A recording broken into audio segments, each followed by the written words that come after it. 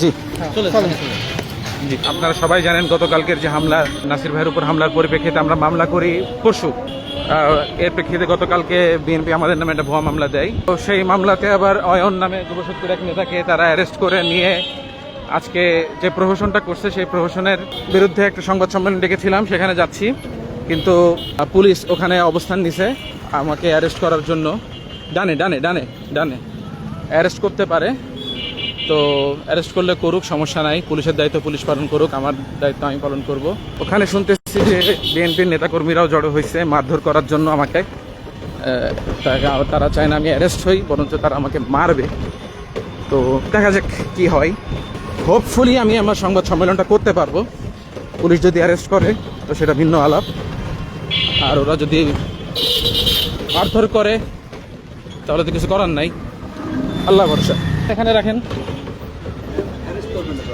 হ্যাঁ করুক না, আসামি আমি, করলে আমাকে করবে।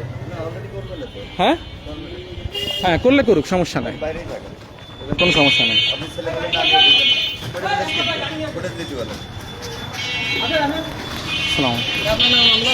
জি জি। আচ্ছা, পুলিশ অ্যারেস্ট করে নিয়ে যাচ্ছে আমাকে। লাইভ কাটেন ভাই। হ্যাঁ হ্যাঁ ঠিক আছে ঠিক আছে ঠিক আছে ঠিক আছে, আপনি কাটেন। আচ্ছা কাটছি কাটছি আপনি কাটছি। আগে কাটেন।